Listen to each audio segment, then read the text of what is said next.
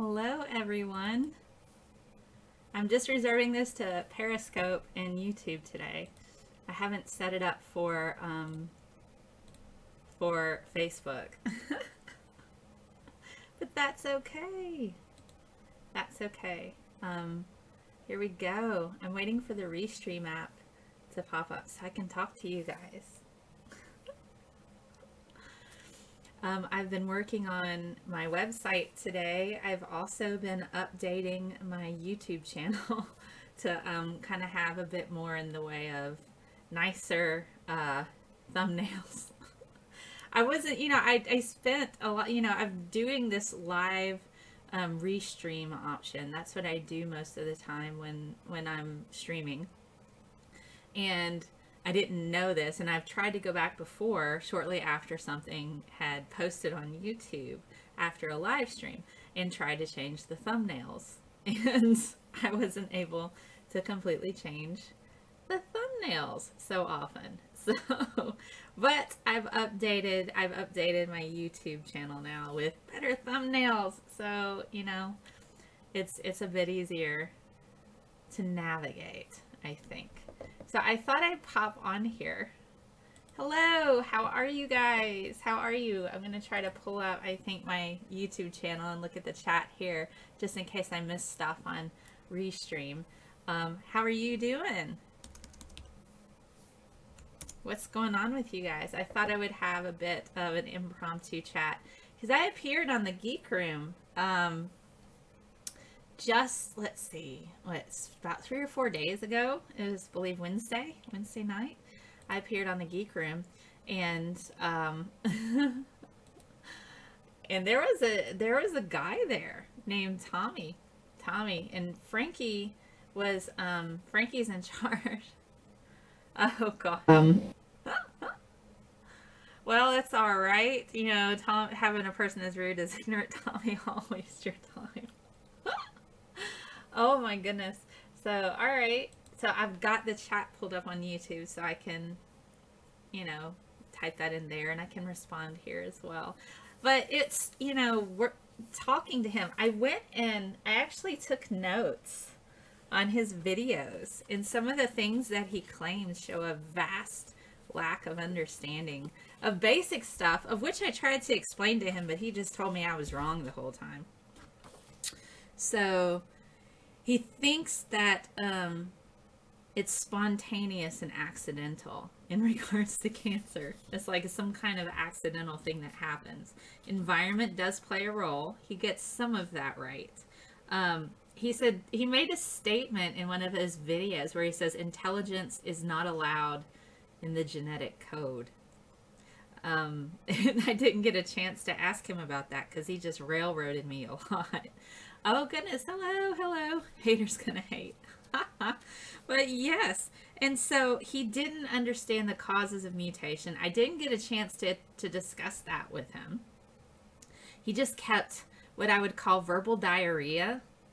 Just constantly stuff coming out of his mouth that was just really, really wrong. It was just like incredibly wrong. And so I would say, okay, hold on. First, you said like a lot of stuff that was wrong there. And well, what was wrong? And then I would try to explain to him that, and then I'm like, do you not understand certain concepts? It just, and I was trying to gauge his level of knowledge so I would know how to talk to him, to be quite frank. So, he didn't understand a lot of what words meant. He had a hard time understanding what I was saying to him. He thought that certain organic molecules were carcinogens. Carcinogens cause genetic changes. Okay, so let's talk a bit about carcinogens. He didn't understand. Now, you can have organic molecules that are linked to like hormonal cancers. And so I actually went back and posted on the Geek Room site because he was saying a lot of stuff. And I'm like, I have no idea what you're trying to say right now. He was like, well, the pH changes and this causes metastasis and this causes that. I'm like, what are you talking about? It's like your blood pH. I'm going, no. pH can change system-wide, but usually if you have stage 3 cancer and maybe like in your kidneys and liver and stuff. So Tommy Hall on the Geek Room channel on YouTube, he just didn't understand basic things. And then he was talking about the microenvironment and the microenvironment. And I hadn't read up a lot on the pH changes in regards to the microenvironment, but it was like, well, you know, your cells undergo homeostasis and they keep it within a pH. I'm like, yes, that's correct. Well, then it's going to change a bit and this causes, and I'm like, what are you talking about? So he just, hey, the Geek Room, hello. So he was just throwing like verbal diarrhea at me, and I'm like, this is just a lot of wrong. And so it's kind of like when somebody says lots of things that are incredibly incorrect at you, and you're like, I don't even know where to start. So a lot of my talk I was having with Tommy was legitimately trying to understand his level of knowledge, because, you know, that's so I was just like, a lot of the time Tommy has said in the past that science uses big words to prevent people like him from participating. I tried to explain things to him. I tried to explain these big words to him. And, you know, here's something that's funny that you say that. There's a really, really good book called Bad Science by Ben Goldacre. And if you've not read it, it's really, really good. I'm about halfway through it myself. But there's a thing associated. There's two different types of people. There are the people who don't trust scientists because they have words that people don't know. And then there's the people that trust science, trust anything that they hear that has large words that they don't know. They're like, well, that sounds incredibly technologically important and scientific. It must be correct. So that's its own kind of bias right there. And so people are like, well, you know, scientists say all these words, so we can't be involved. And then there's like other people that are like, scientists, you know, if I hear a science word and I hear lots of technical jargon, that means it's correct. So Tommy, when he was on the Geek Room with me and Frankie, was like saying words. He didn't know what they meant. I tried to gauge his level of knowledge, and it was exceedingly difficult. What I do know is that he doesn't understand genetics at all. He doesn't understand acid-base chemistry at all. He doesn't understand cancer at all. He doesn't understand how digestion works at all. And he doesn't know what his kidneys and liver do. So, oh, and he claims that doctors know chemo doesn't work and they prescribe it just to make money. So there's that. Okay. I have the patience of a saint. Well, I think Frankie at the Geek Room was like towards the end, when after I literally, there was like a whole section of that video where I'm like this, and it's because I'm looking at the papers that he sent me that he didn't understand. And so if you go look at the video towards the end, and he just rants, it probably was like 5 minutes he was going on. And then I didn't actually listen to anything he said. Not even a little bit. I didn't even listen. I was just like, you know, I'm just going to let him talk for a little bit. And so that's exactly what I did. I let him have his little rant because I knew it was going to be wrong what he said anyway. And I looked at his paper, and then I was like, all right, that's one paper. And then he goes, well, you couldn't have read through that quickly. I'm like, you don't know how to read scientific papers. You don't know how to read scientific papers. And so I was like, what are you doing? Of course I can go through a paper quickly. So I can sit there and I can look and see what the sample size. He was talking about tissues that were taken. He didn't give me a lot. I didn't have all these papers in advance. So I went and I looked at them later. And then I went back on the Geek Room site. And I'm like, I think I know what he was talking about now. I found stuff. And so I went through and I started picking apart all the stuff that he was talking about pH and the microenvironment. And he seems to think that every single chemical you come in contact with alters your pH. But he doesn't quite understand that when they're talking about pH changes, it happens on such a small level. A lot of it has to do with metabolism. And a lot of it has to do in low oxygen environments. So we get into like the Krebs cycle. We get into anaerobic respiration. We get into stuff like that where you have an increase in acidity because of lactic acid. That's what burns in your muscles when you exercise. So he was trying to talk about that and how those slight changes in pH encourage metastasis. But not in every cancer and not in every person. There is a link to pH changes in metastasis, but that's just one aspect. And he seems to think that if you eat certain foods, or if you don't expose yourself to certain chemicals, that somehow that's going to make a difference. But what he doesn't understand is that's not really how metabolism works. A lot of this is genetics. Your metabolism is based highly on genetics. So if you're talking about aerobic respiration, which has oxygen involved, and you have anaerobic respiration where you have lactic acid as an option, you have cancer cells that can kind of manipulate the hydrogen ion differences. Okay, so they can kind of manipulate that a bit. Now, if an environment is too alkaline, that means really higher than normal pH on the higher side of, living things, then cancer cells don't live in that, but so nothing else does either. So you're not going to have substantial changes in your pH system-wide that's going to cause a particular cancer to happen. So and then he was talking about how tumors are beneficial. So there's numerous portals of biochemistry and acidic transmutation. Yes, and you have enzymes and you have other things and other factors that are involved in regards to picking up those hydrogen ions and putting them on something else, And then you have different membrane potentials. The membrane potential is another thing we can talk about, So it's just this intracellular communication that happens on the biochemical level. It's not going to be altered by changing what you eat so much. Okay, now you can eat a healthier, more nutritious diet. That's beneficial because your body's getting nutrients, it's getting antioxidants, it's getting things like that help aid and regenerate your cells in your body.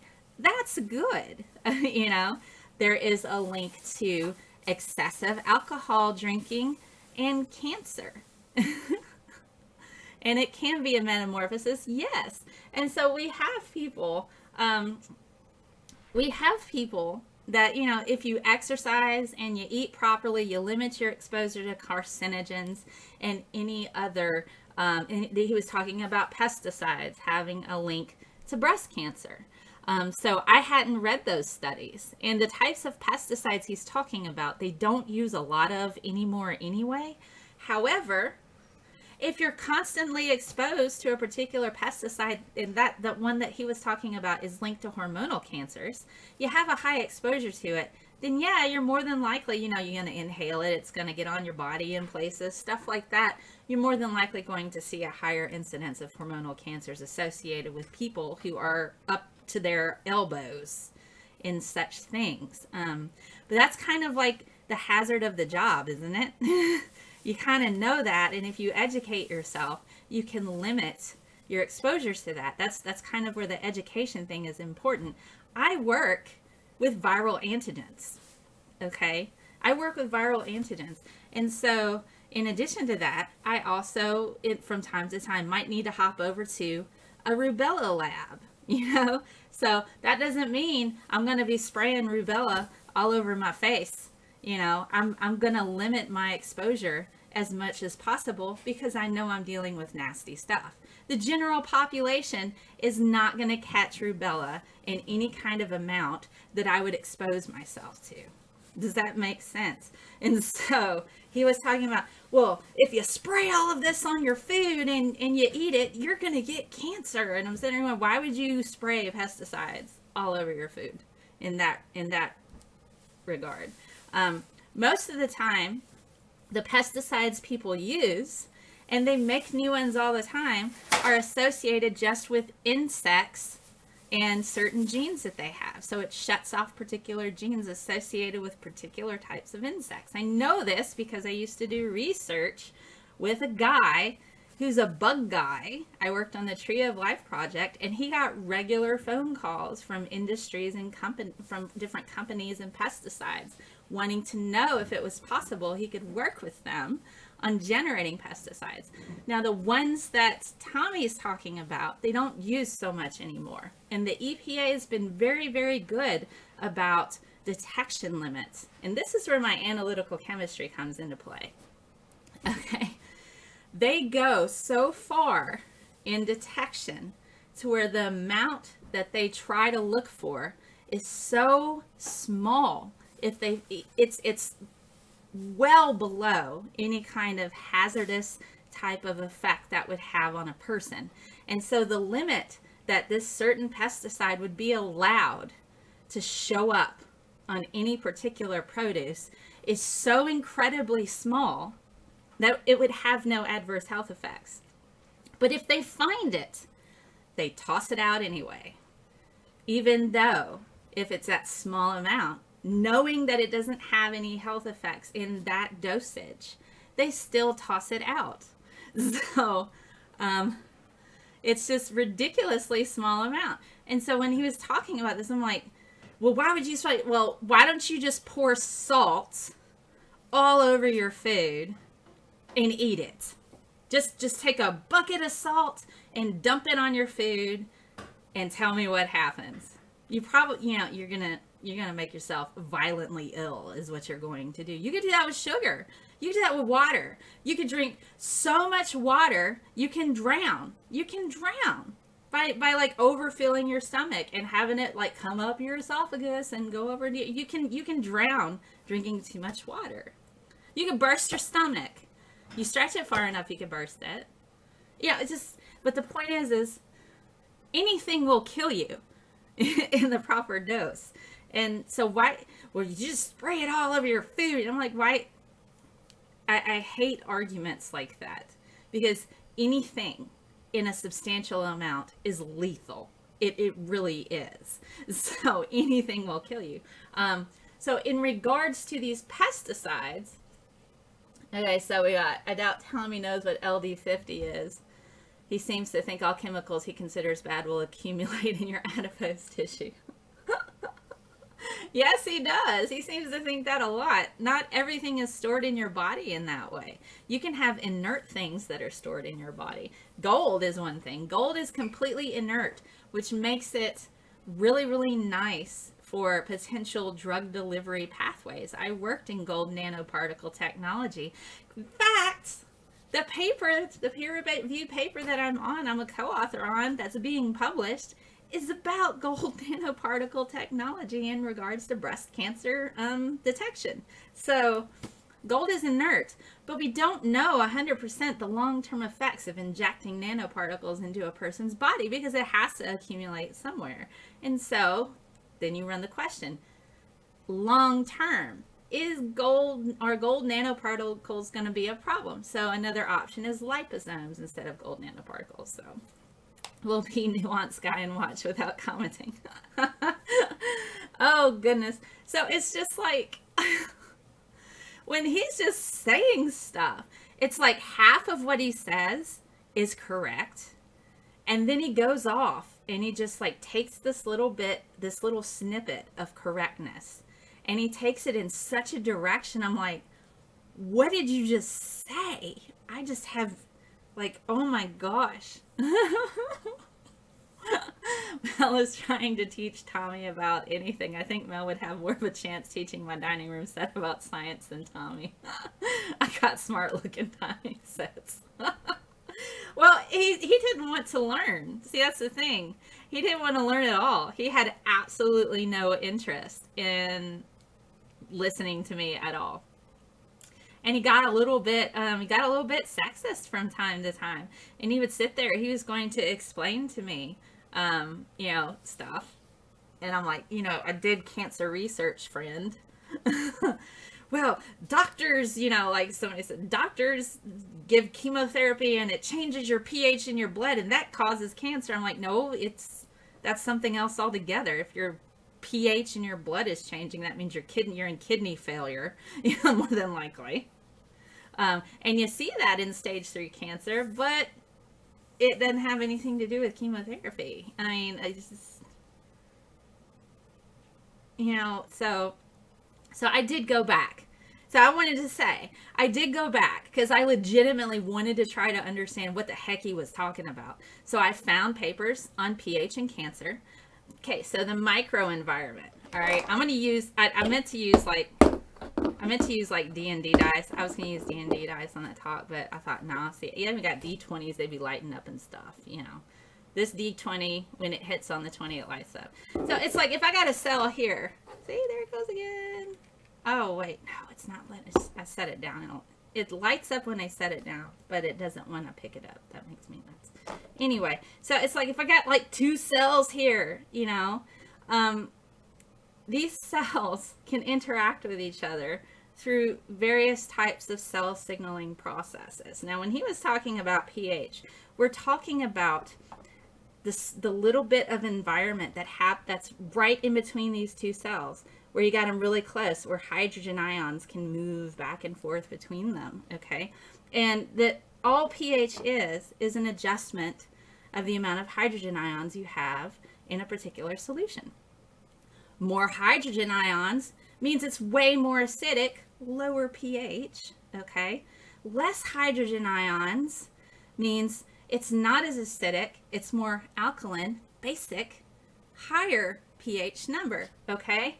If there's anything that's too acidic or too basic, cells are not going to survive. Now, they do say, you know, too alkaline, it's going to kill your cancer, but it will kill everything else too. But here's the other thing you didn't understand.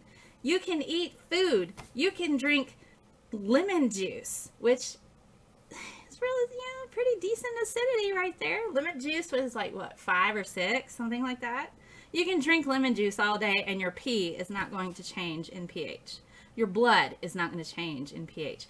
Nothing in your body is going to change in pH because you have regulatory systems in place that pick up those hydrogen ions if they don't need them, and they'll put them on other molecules to where it completely, you know, makes certain that the hydrogen ion concentration is within levels that it's supposed to be. So if you have a slightly acidic microenvironment, he liked that word, between these 2 cells here, that can encourage metastasis, which they've found. But those changing in the hydrogen ions has a lot to do with metabolism. And that has nothing to do with what you eat per se. Now, if you have cancer that's showing up in your fat cells, because he seems to think, he seems to think that cancer causing stuff sticks around in your fat cells. Well, if it's like the hormonal inducing type of stuff that he was trying to get on about with the pesticides that he seems to think everybody in the world is exposed to, well, farmers are, yeah, because they're up to their arms in it. And so the more exposure you have to a particular thing, it can take a while for it to show up. But if you're not wearing proper protection, or if you're not doing what you're supposed to do in order to limit your exposure, then you're going to increase your risk of cancer. If you go outside and you don't wear sunscreen, and if skin cancer runs in your family and you have a high mutation rate in your skin cells, that can happen. The more you expose yourself to sunlight without protecting your skin, the more likely you're going to get cancer. So you have to kind of understand, you know, just exposure is one thing. Environment has a lot to do with it. But the thing is once you damage your DNA, it's damaged. There's no going in and repairing it. but we do have gene editing, which is kind of on the cusp, you know. And the other thing is vaccines. There are vaccines that they're trying to make in order to go in and reprogram your immune system to attack your cancer. That's a thing. That's a thing. pH of urine can fluctuate based on diet. Yeah, but it's not substantial. It's not substantial. It's not something that's going to be, I mean, if you drink a lot of cranberry juice and you're trying to get rid of like a UTI, a urinary tract infection, it's gonna lower the pH enough to where it might help it along to make that environment less hospitable for bacteria, but you're not talking about something that's tremendous. Actually, glycophosphate is found in some amounts, is almost all Americans, but the amount is usually PB, parts per billion, not parts per million. Exactly. It's parts per billion. And it's not a substantial amount to where it would cause adverse health effects. And it's worthy, you know, to kind of note that the EPA goes through it and looks over 15 years, and they do studies associated to see if there's any adverse health effects with any of the pesticides. Yeah, Tommy does not like to listen. He doesn't follow directions, and he doesn't want to learn. I for real took all kinds of notes when I was watching his video. He doesn't understand immunity and healing. Tumors avoid blood poisoning. I wanted to ask him about that. I was like, what the heck is that about? Tumors, he said tumors prolong your life, and he keeps thinking detox is a thing. Now it's your liver and your kidneys. Withdrawal symptoms while doing detox. Yeah, blood sugar drops, caffeine headaches. He was just, if you watch any of his videos, it's like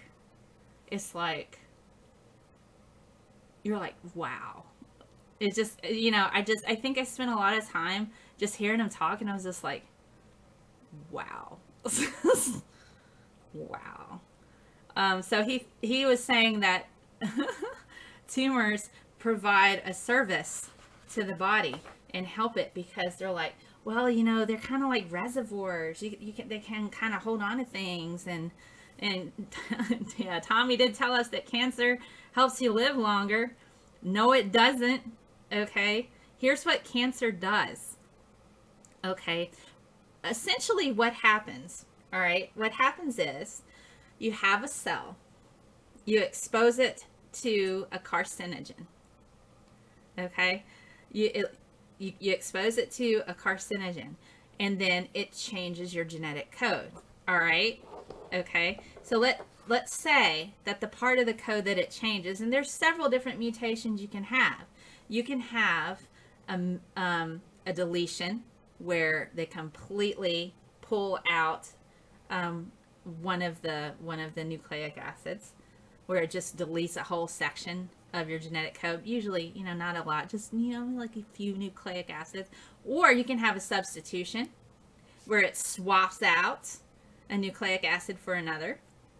All right, you can have an addition where it adds a nucleic acid where it shouldn't have been. Okay, this is going through when you're doing like DNA replication. Okay, so you can have something like this happen. So most of the time it's substitution and nothing happens. That's usually what happens with mutations, but the more you expose yourself to mutagenic agents, you know, like carcinogens, the higher your risk is of messing up a gene that's useful. Hope you're using the FNMNV mods that update the UI. They make it much more enjoyable. I don't know what that is. I'm so not tech savvy when it comes to YouTube. I've been kind of new with Restream and everything, which has made my life a lot easier, because I'm primarily the only person, you know, that does a lot. I have people that run some of my social media stuff, but it's like, this is all me. So, I'm streaming off my laptop, and I have my big monitor over here. I have my really nice microphone, and it's like, oh, that was for the Geek Room. Okay, I was like, Well, maybe I need to know that too. That might be useful information. So I'll holler at you guys about that a bit later. So it's like, but anyway, back to cancer. So once you change the genetic code, if you change one of the genes, like the tumor suppressor gene, the tumor suppressor gene, that's the gene that stops the uncontrolled growth. And essentially, a cancer cell is a cell that's forgotten its job. Is there a difference between cancer mutations and mutations that lead to evolutionary change in the species? Yeah, I guess there can be. There can be a slight difference, but those beneficial mutations happen over a long period of time. We can see beneficial mutations pop up in really small populations. We can see evolution happen a bit more rapidly in smaller populations because you have species, and it's an interesting phenomenon. In larger populations, you're not going to have a smaller gene pool. The smaller the gene pool, the more rapid the evolution, the more rapid the mutations are going to occur, because you have fewer resources. Small population, larger amount of resources. You're going to have other environmental factors, and since there's a smaller amount of individuals in a population that are breeding, they're going to have quicker evolving. I'm trying to find an easier way to explain that. Oh no, I haven't. I don't tend to debate creationists so often. I tend to not do that.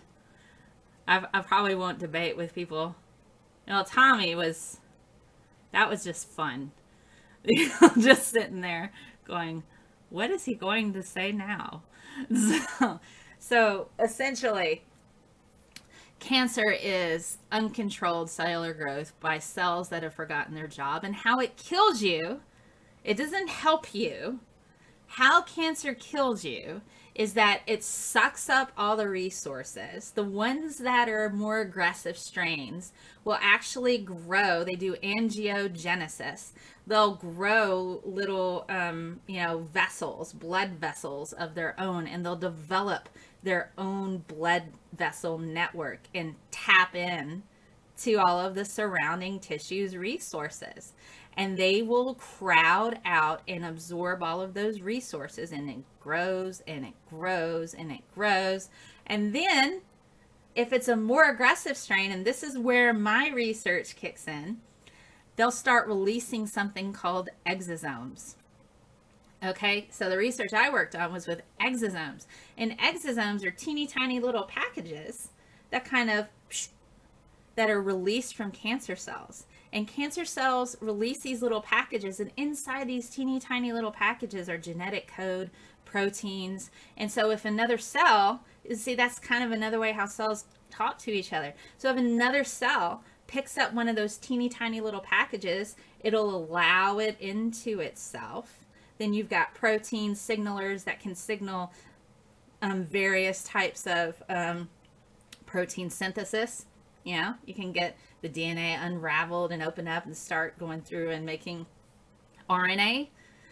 And, you have genetic code like RNA within those particular exosomes, those little packages that can kind of initiate protein synthesis of cancer-causing proteins. So that's kind of what exosomes do. And so we see that in very aggressive strains of cancer, especially breast cancer. They release a lot of exosomes into a solution trying to spread. And so the tests that I generated, or that I worked with, I was in the early grassroots stage, and I graduated while they were still working on the project. I worked on it for a year and a half. We were looking to find a method of detection to find those teeny tiny little exosomes that are released. And if you can find them in somebody's bloodstream, then that means one, they have a cancer, and two, it's trying to spread. So you find it sooner. So listening to Tommy, I'm like, what the heck are you talking about? It's just like, I need to know what it is you think you know and what your actual knowledge is. So what causes the benign tumors? Well, you can have cells that forget their job, okay? You can have something called precancer, where you just have like, and we see this, okay, so I'll use cervical cancer as an example. Cervical cancer is caused by a virus, the HPV virus, primarily 16 and 18. Those are the more aggressive strains, but there are lesser, more virulent versions of HPV that can cause cancer, but they're not as aggressive as like 16 and 18. So for HPV, it shuts off the tumor suppressor genes. All right, so you can shut off one of those.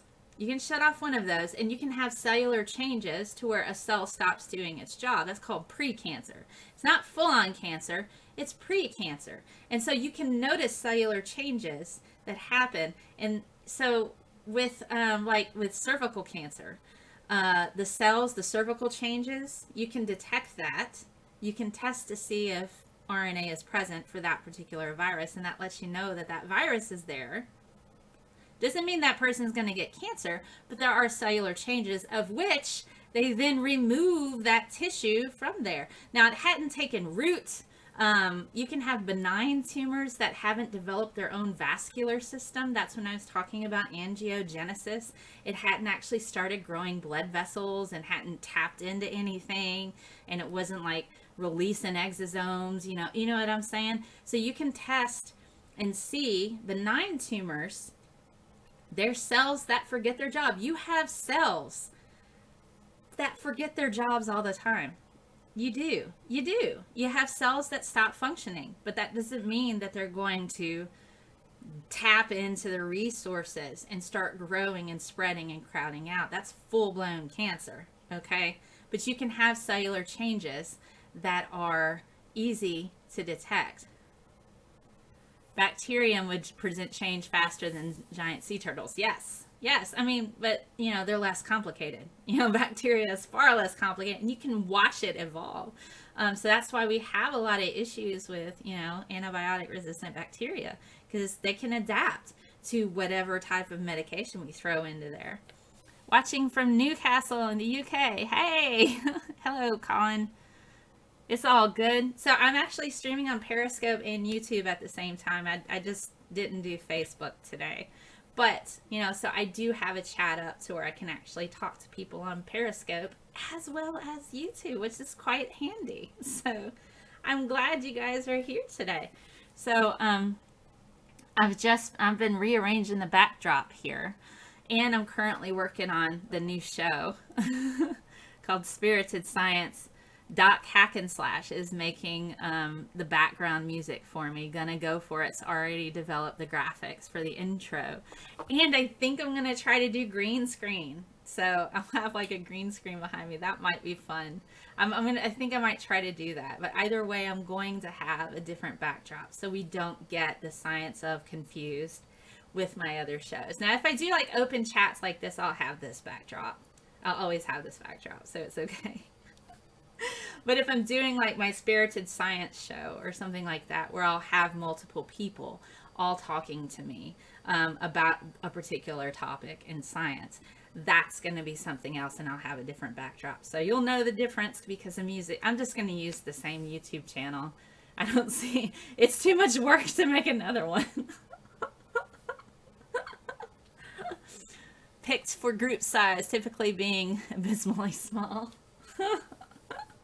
So I thought I would, and I've been going through, because if I'm talking about cancer and stuff like that, I'm going through and I'm looking at everything. So if you want to kind of look at the papers that I looked at, I did post them on the Geek Rooms, on the chat regarding Tommy, so you can kind of see where my sources are.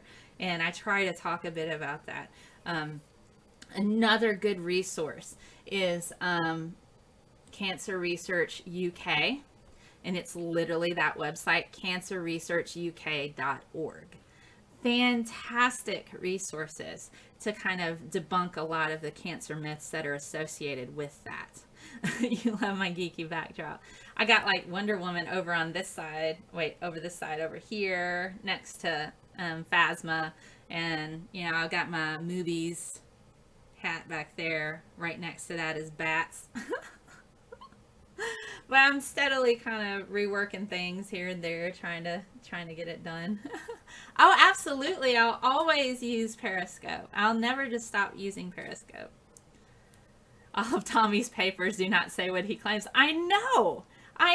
And I was trying to point that out to him on the Geek Room's chat. I'm like, do you understand what flow cytometry is? No. And, you know, these chemicals can get in your brain. I'm like, you think? You know how hard it is? Drug systems. I mean, being able to develop a drug that affects your brain is kind of hard to a degree.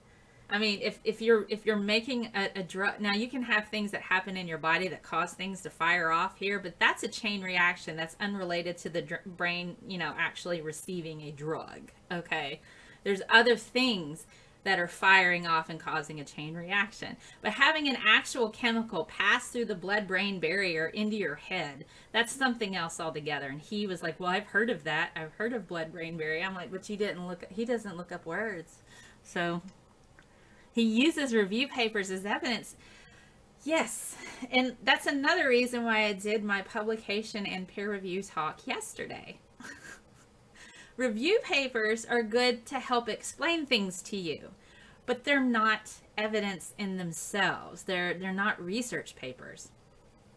It's because even if he reads them, he doesn't get the informational content as presented. No, he doesn't.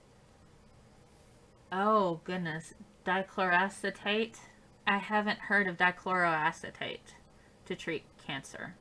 The last bit of research I did was on detection, not drug delivery, although I have worked in drug delivery in the same lab when I was in undergrad, but not, you know, that's not detection. Even though we ask him for evidence, that is experimental on humans. So it's just, the chat with Tommy was, you know, I encounter people often that will sit there and like to try to explain to me. They're like, well, you're just wrong. And I'm like, and Frankie will know at the end of the talk, after I just sat there and I was just like this, I was reading stuff. He just rambled on. I don't even know what he said. I just quit listening after a while. And I was getting frustrated. And then I started to speak. He goes, well, you're interrupting me again. I'm like, dude, I just sat here and let you talk for like 5 minutes and everything you said was wrong. So I'm going to talk now. And you're going to sit there. And we're going to, you know, and I'm going to say things. Okay. And so it was like, it got you can see the levels of frustration didn't get there until the end. I'm like, you have been mansplaining to me this entire time, and you're sitting here telling me I'm just wrong. You have no idea what words mean, and I try to just judge your level of knowledge, which you have a vastly, huge ignorance in genetics, cancer, the way the immune system works. I had to explain to him how the immune system works because he was just like going on right that. You can tell right when she stopped listening to. Yeah, I did. Because I was just like, I'm just going to let him say stuff. Okay, has he stopped for a breath now? Like 5 minutes. Is this like, let her speak? I was told it cures all cancers by stopping the mitochondria in cancer cells. Oh, okay. I'll have to look that up. Oh, goodness. You know, it was, you know, and that's the thing. Frankie is just like, well, he had things in planned at some point in time to where if he started railroading, Frankie was he's just like, no, I'm just gonna let her go. And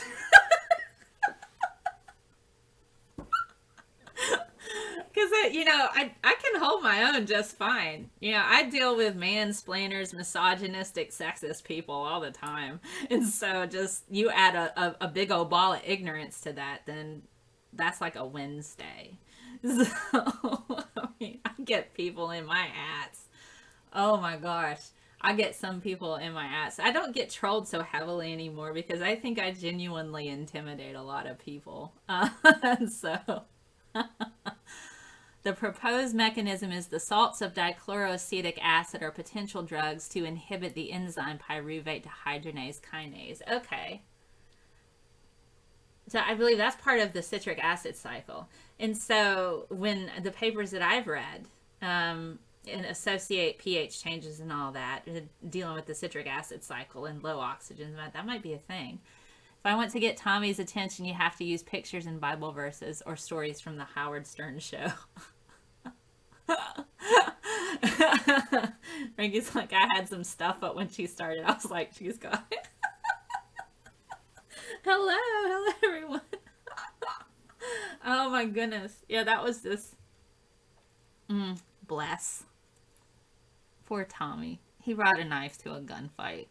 And so I really did want to genuinely understand what it was that he was trying to say. And so I did my homework, and then I found the papers he was talking about. I'm like, yeah, no, he misunderstood this. So I wanted to clarify that yes, there is a microenvironment. Yes, there are pH changes, but they're very, very small. They're not system-wide. They're just in that little area. And they're trying to figure out how to alter that microenvironment to kind of, because there's different things that happen that kind of push a cell into becoming full-on cancer, you know? That's where Tommy got his juicing cure from the Howard Stern show, because, you know, Howard Stern knows everything, right? It cured his prostatitis right up. Oh my goodness. Oh, see, people want easy remedies. They don't want to actually have to do the work and understand that medical science does the work. They do the work. And it's not so simple. It's not so cut and dry. Just because somebody, you know, is like, this cured up my prostatitis, and you're like, oh, okay. That's inflammation. That's not cancer. And inflammation is linked to cancer. Okay, you have an increased amount of inflammation that can cause problems. So that's why they're trying to find a link between alcohol and inflammation, because alcohol can cause some inflammation, especially around your liver and digestive areas, you know, and so inflammation has a thing. So people that have chronic inflammation are a higher risk at cancer. So there's a link to that. But if you take aspirin, that lowers your risk, especially if you have chronic inflammation. So, but, you know, aspirin's a chemical. Gosh, we can't have any kind of aspirin. Oh my God. Don't take it if you're allergic to it. That's a bad idea. But don't take an entire bottle saying, I'm going to super get rid of all of this inflammation. It's like one extreme or another. People are like, that's a chemical. It's a chemical. So is everything you put in your body. A food is a chemical. You know, and then you've got like the other side that's like, I'm going to take all the aspirin I can, and that's going to super reduce inflammation. No, that's going to kill you. That's so you have like varying degrees of wrongness with people like Tommy, who don't understand what words mean. It's all natural. Yeah, aspirin comes from willow bark. Okay, so snake venom is all natural too. Let's go inject ourselves with that. It's all natural. We should, oh God. You know, it would be just terrible for us to come up with a website that was like snake venom, the cure-all, and see what Tommy does. I'm just saying, you know. That would be crazy.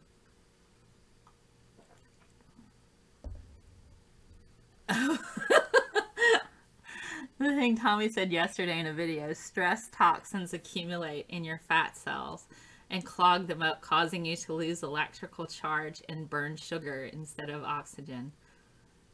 What?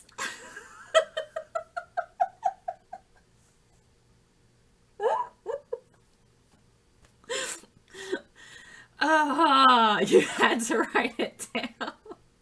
If I close my eyes, then none of you can see me. It's just, it sounds great, but it's like not.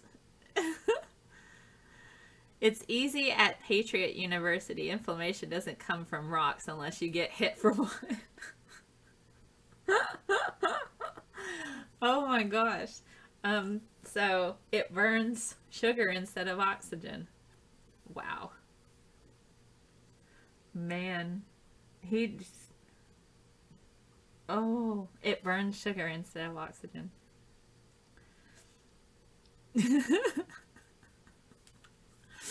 I just, oh goodness. And then afterwards, he's just like, well, this is a very spirited debate. I'm sitting here going, no, it wasn't. It is highly comical, and you clearly don't know what you're talking about. And just, you just showed that to everybody. And you're a little bit sexist. So you don't know what words mean, nor do you bother to look them up. I mean, I should really, shoot him a link and say, hey, look, here's my video on the scientific method, and it teaches you how to read a paper. So maybe you should do that. Review papers are nice. Review papers are nice, but, they're nice to get a jumping, like a starting point. You jump from that, and then you're like, what did they cite? I want to see the specific research. Don't send me a review paper on cancer. I already know what cancer is. Oh, Tommy is challenging anyone to a debate tonight at around 7 p.m. Nobody go. Just don't go. Don't go. He can challenge people and nobody will go. He has access to mowers. Just shoot him. No, I don't shoot people. So he's going to compete with Holy Kool-Aid for views. Ah, yes, he said that low pH is the disease and not the cancer. Oh, God. It just, I can't. Yeah. Tom's reminded you already. See, I just have no interest in spending my evening getting mansplained to by a guy who doesn't know what words mean. I just really, yeah, it's not going to go over well. Tommy thinks that the symptoms are the disease and the disease is the symptom. He overthinks. But since he lacks a fundamental understanding of basic biology and genetics and biochemistry and metabolism and the immune system and cancer and anatomy and, just a lot of stuff, he runs with these ideas and they're just vastly incorrect. If he had actually put all of that time into learning stuff, he might have done something with his life but he just can't. Gosh. So I think I'm behind on y'all's, let's see.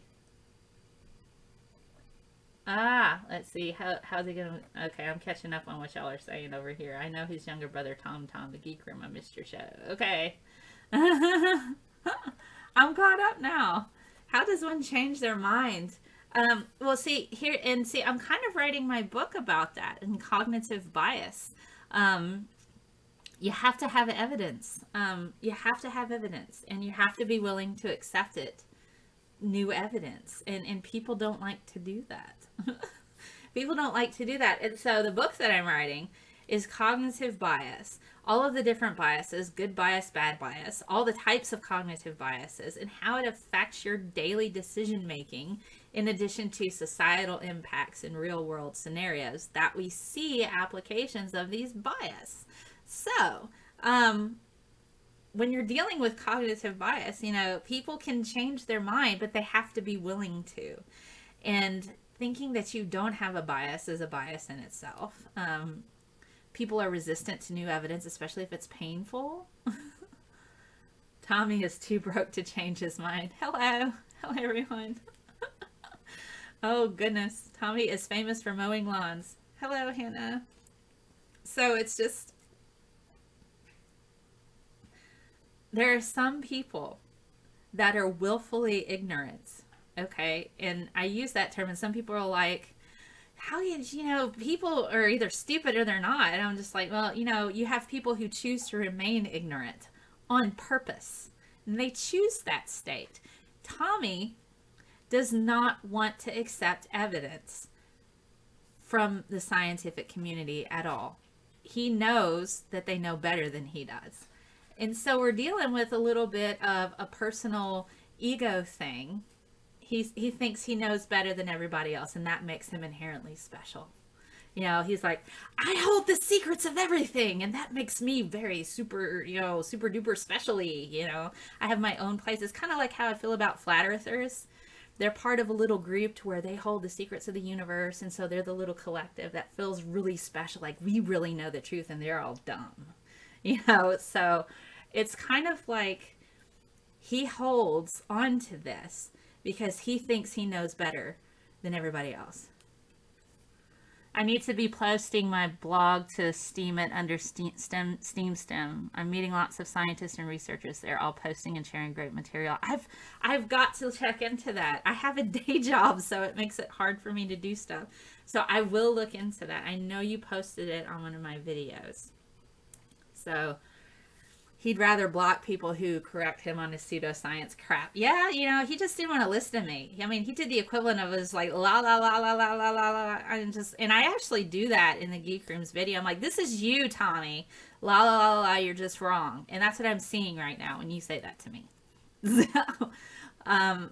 So people, he chooses to be ignorant, willfully ignorant, because he doesn't want to be told that he's wrong. It hurts his feelings, and he needs to have this little delusion that he knows stuff more than everybody else, because, you know, and so that feeds his ego.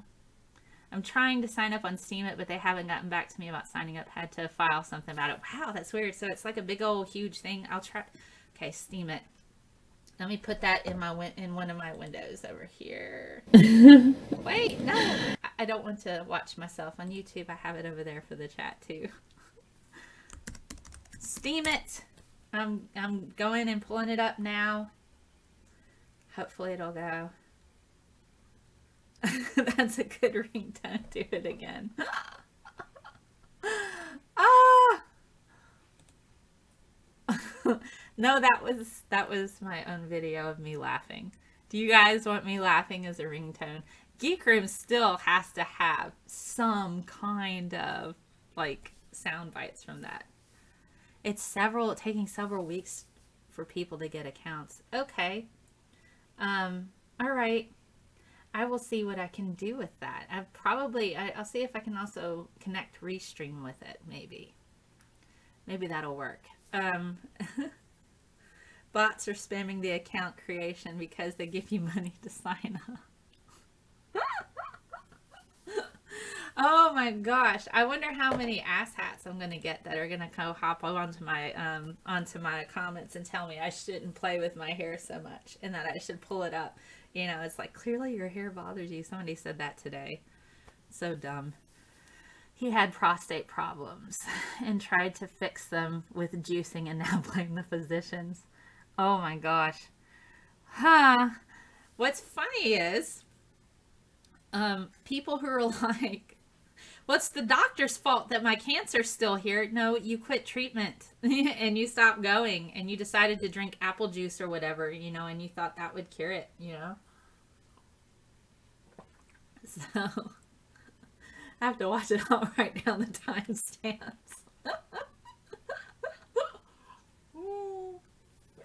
I do need to put a poll up. The juice worked for him, he claims. Of course.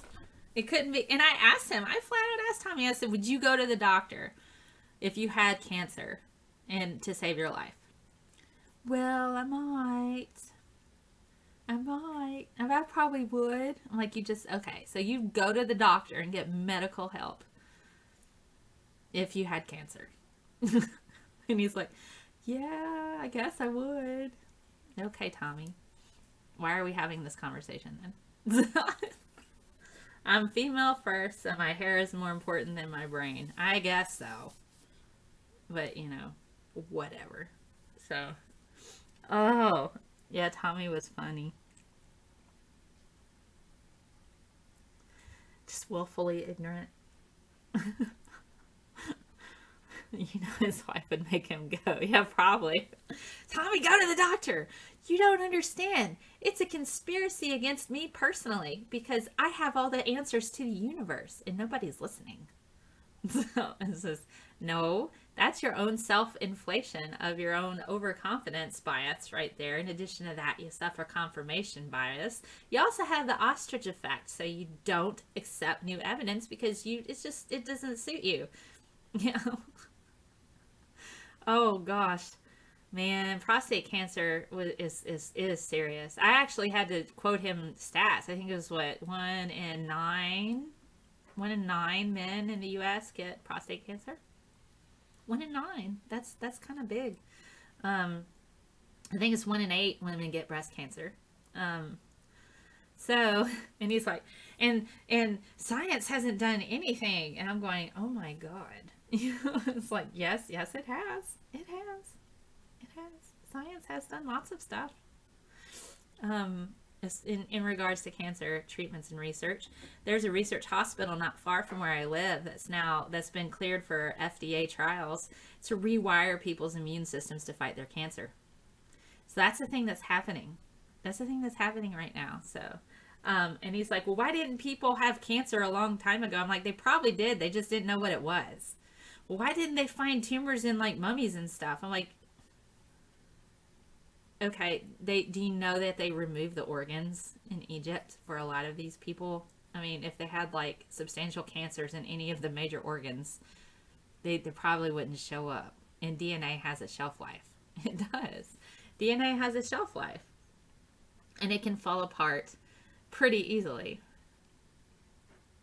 Gosh, they didn't live long enough. I know they didn't live as long as we did. Cervical cancer was a real thing for people, especially in the 50s. He didn't know what HeLa cells were. You guys have to watch. He didn't know what HeLa cells were. Everybody who lives on the planet, who's watched TV or even knows about Oprah Winfrey, knows about HeLa cells. Henrietta Lacks, The Immortal Life of Henrietta Lacks, top 10 New York Times bestseller. Even made a movie about it. You can buy HeLa cells right now. They're like $200 for a little vial. It's just like HeLa cells. He didn't know what that was.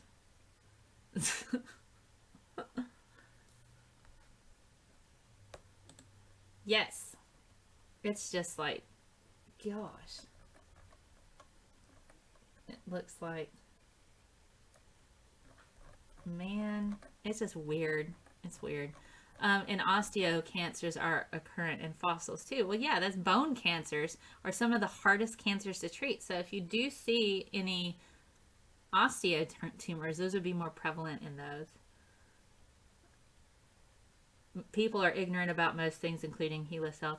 I get that, but there was a movie about it, and people tend to stay up to par. You know, at least there are people that are like, oh, Oprah, you know. Oprah pushed that. You know, she was actually not. It is a great film, The Immortal Life of Henrietta Lacks. But still, if somebody's going to sit here, like Tommy, and throw stuff out at me that's vastly incorrect, doesn't understand research and that sort of thing, you know, and then I'm sitting here and I'm trying to explain it to him, he's going to cut me off. You know, that's called willfully ignorant. He was not interested in having a debate. He was just interested in barking at me like a dog. That's what, after a while, it's what it felt like. I'm like, except dogs, I would rather spend time with a dog. Because at least, you know, I could pet them and stuff.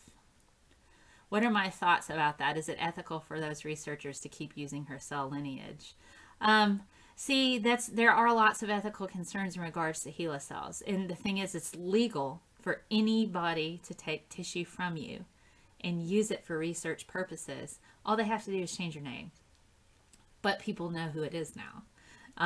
And so you have a whole new world of a lot of science advancements that are made, even in the private sector, where they've made money off of stuff associated with her cells, because they were the first set of cells really that they could get to grow in not in, you know, outside of a living system, ex vivo.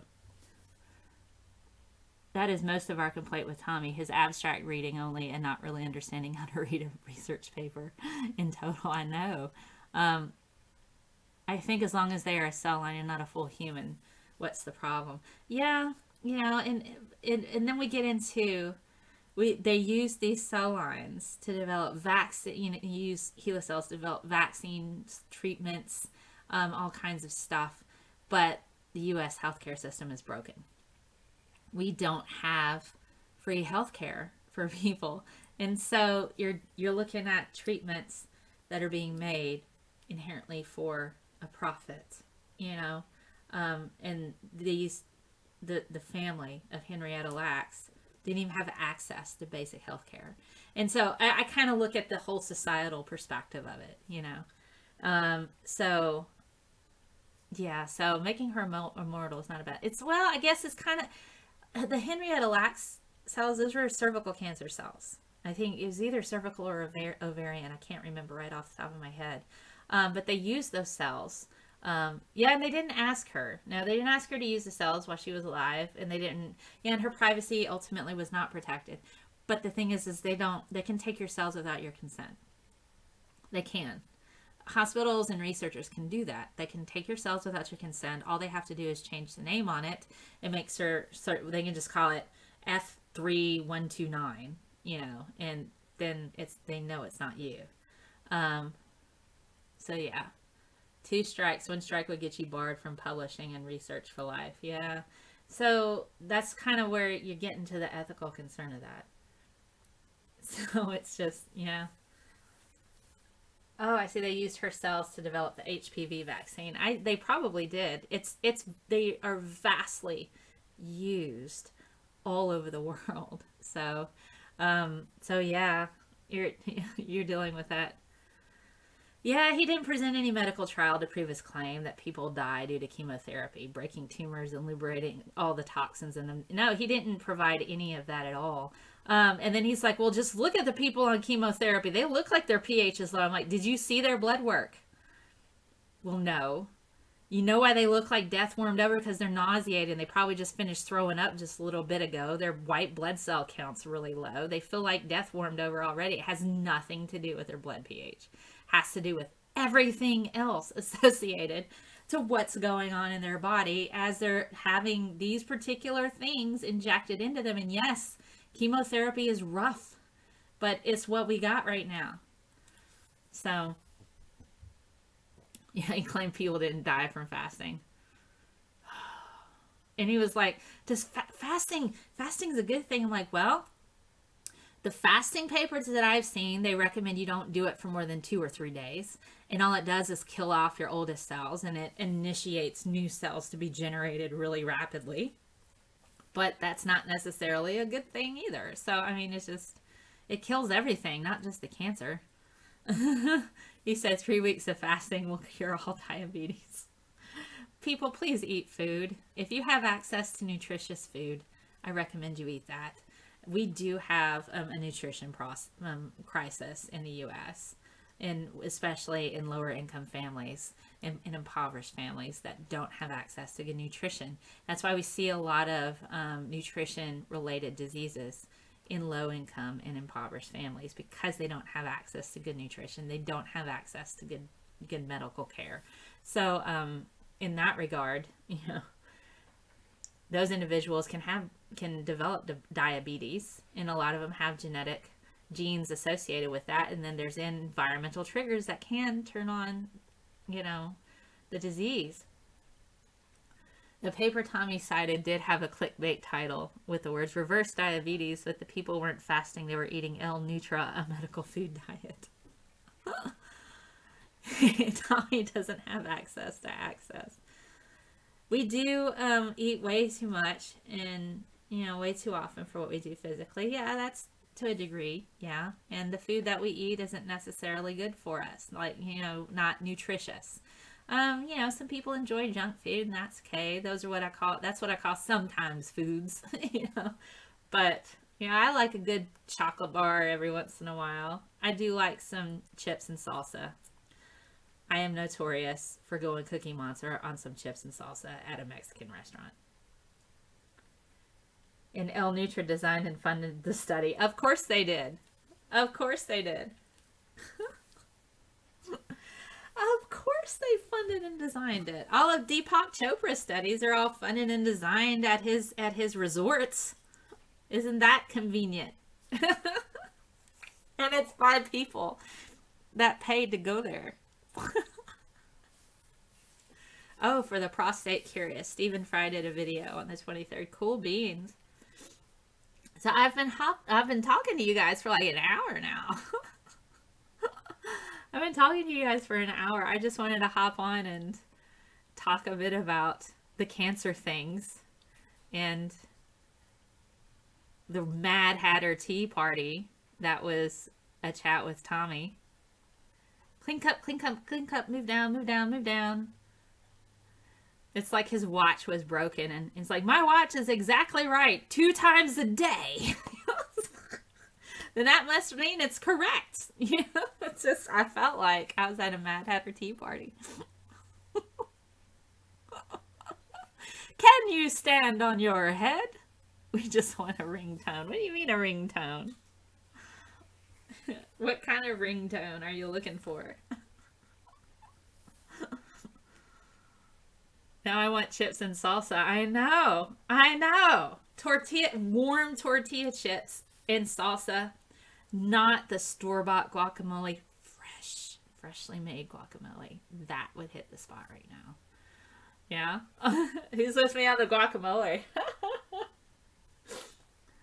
Fasting is the easy way to sell people who want to lose weight rapidly. Yes, it is. They want a laughing ringtone from me. Oh, you want a laughing ringtone. Okay. Well, I just can't laugh on command. Maters and onions and salsa, yes. Man, I made some really yummy veggie soup today. So I had like a Boca burger wrap because I'm trying to switch, trying to be a bit more nutritious in my food choices. So I made a really yummy salsa based type of soup. It was like chicken broth, and it had like tomatoes in there, and it had spinach, and it had jalapenos and some cilantro and a little bit of salt, and it just, I really wanted chips though, but I ate that instead. So I was a proper grown-up today.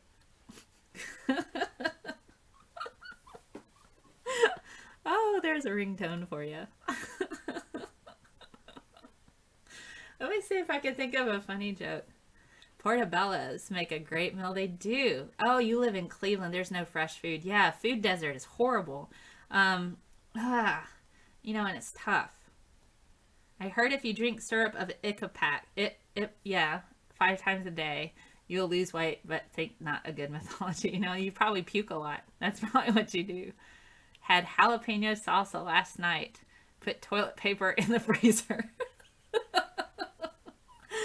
Was it jalapeno, or did you put like ghost peppers in your salsa?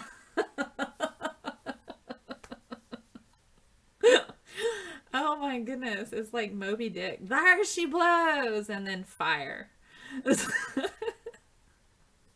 Ghost peppers are rough. Ipecac. There you go. That's the word. Ipecac. No, you don't want to take that unless you want to throw up a lot. Because you take that if, there's like babies that have ingested something and you need them to throw it up quickly, then you pour that down their throat and they're just like, ugh, and then they puke. Ipecac. Should be in every household with children.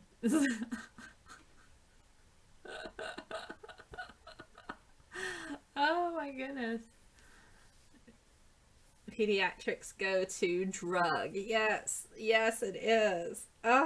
So I've been on here like an hour, and this has been fun. Guess what I'm having for dinner tonight? I have slow-cooked etouffee. Slow-cooked etouffee. I've added red beans, shrimp, andouille sausage, and catfish, as well as gumbo-style vegetables.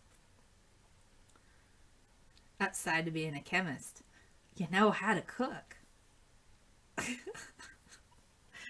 So I have etouffee waiting on me. Oh goodness, ghost peppers are rough and they're hard on the kidneys. I imagine they're just, you know, good gravy. I don't want to.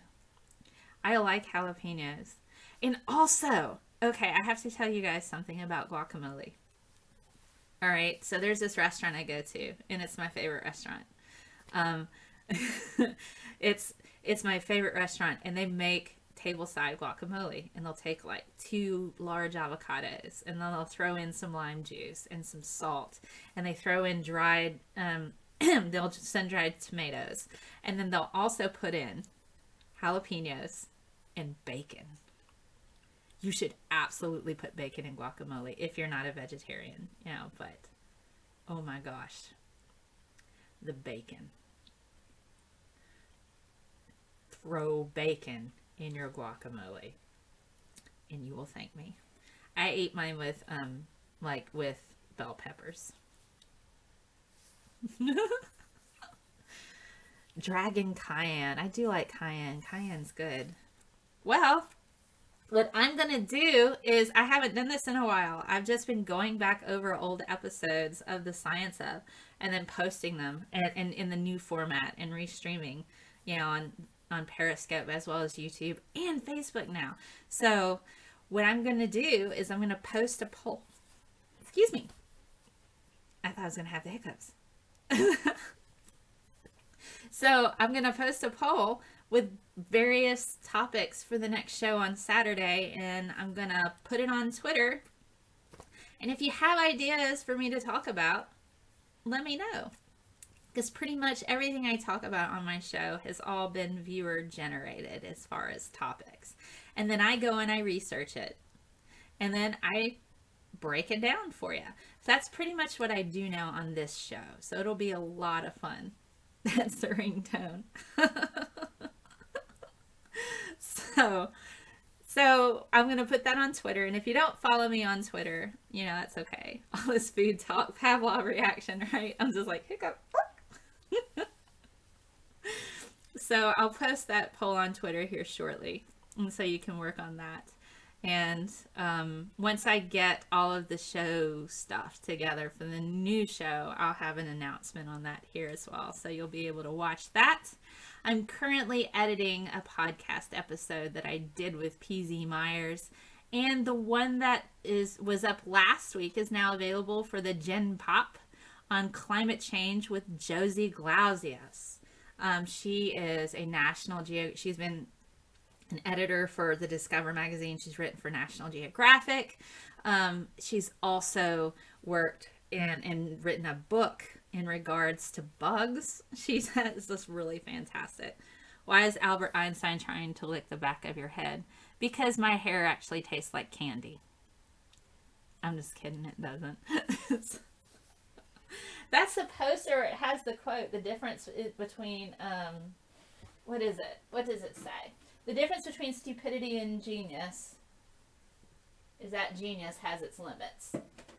That's my Albert Einstein quote, is that genius has its limits. So yes, there you go. So yeah, there was once a girl with a strawberry curl in the middle of her forehead, and when she was good, she was very, very good, and when she was bad, she was horrid. So there you go. So I guess I'm going to hop off of here now. I could probably talk you guys to death. Stupidity knows no bounds. No, it doesn't. It's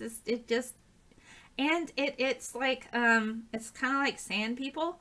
Stupidity gets scared easily, but it comes back in greater numbers. That's kind of like how I feel about anti-vaxxers. Anti-vaxxers are like sand people. And, you know, there you go. I'm glad you guys think I rock. Woohoo! Raise the roof or not. Well, I will see you guys again soon. I'm supposed to be on another show for somebody at some time. They're planning it now. So I don't know. And it's about climate science. So that's pretty neat. So yes. Well, I'll hop off of here. You guys have a super awesome Sunday. You take care too. We have them in my peer group. Gosh. Later, guys. Have a great Sunday. Bye.